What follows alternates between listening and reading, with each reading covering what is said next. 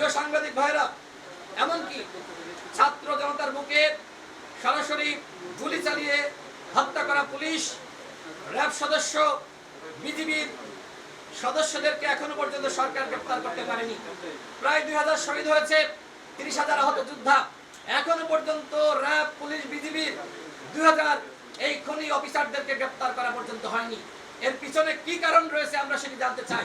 আইন উপদেষ্টা বলেছিল পুলিশের মধ্যে 80% আওয়ামী লীগের দশকরা, ছাত্রলীগের সদস্য, আওয়ামী পরিবারের। তাদেরকে কেন শাস্তির আওতায় আনা হচ্ছে না সেই প্রশ্ন আমরা করছি।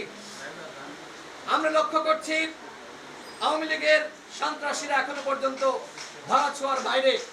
শুধুমাত্র সাংগঠনিক কার্যক্রম নিষিদ্ধ করে হাসিনার ফ্যাসিবাদ তন্ত্রের ধ্বংস করা যাবে না। শুধুমাত্র হাসিনা পালিয়ে গেলেও তার পুরো ফ্যাসিবাদী কাঠামো বিদ্যমান রেখে দেশ চালাচ্ছে অন্তর্বর্তীকালীন সরকার। এভাবে চলতে থাকলে এই বিপ্লব যে কোনো সময় নস্যাৎ হয়ে যেতে পারে। প্রিয় সাংবাদিক ভাইরা, গণ অধিকার পরিষদ মনে করে এই অনভিজ্ঞ উপদেষ্টা পরিষদের মাধ্যমে দেশের সংকট মোকাবিলা করা কোনোভাবেই সম্ভবপর নয়। এই জন্য গণঅভ্যুত্থানের অংশগ্রহণকারী সকল পক্ষকে নিয়ে জাতীয় সরকার গঠনের আহ্বান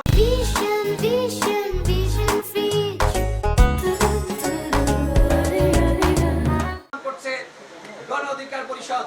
আমরা এর আগেও বলেছি, সেই গণঅভ্যুত্থানের পরপরই বলেছি, এই সংকট মোকাবেলায় গণঅভ্যুত্থানে যারা অংশ নিয়েছে তাদের সকলের প্রতিনিধিত্বের সরকার। আমরা মনে করি রাষ্ট্র সংস্কার এবং গণহত্যার বিচার করতে হলে সর্বপ্রথম যে কাজটি করতে হবে সেটি হলো এই উপদেষ্টা পরিষদের সংস্কার, উপদেষ্টা পরিষদের পুনর্গঠন।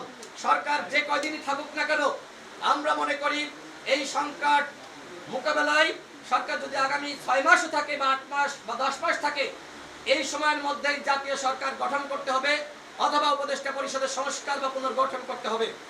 আরো দুঃখজনক,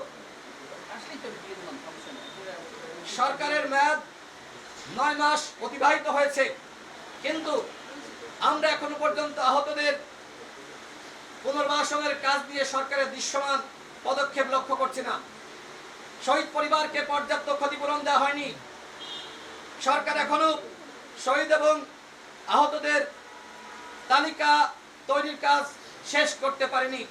সরকার প্রধান নিজেই বলেছেন এখনো পর্যন্ত রাষ্ট্র সংস্কারের কাজ তারা নাকি শুরুই করেনি।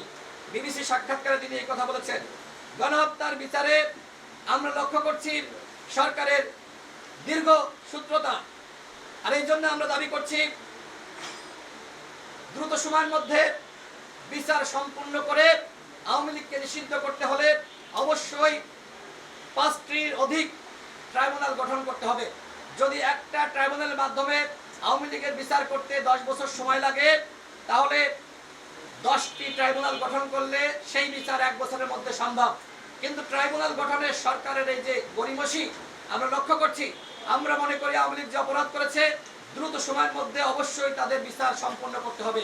বিচার নিয়ে যত গড়িমসি হবে, তালবাহানা হবে, আওয়ামী লীগ কিন্তু তত ফিরে আসার সম্ভাবনা বাড়বে।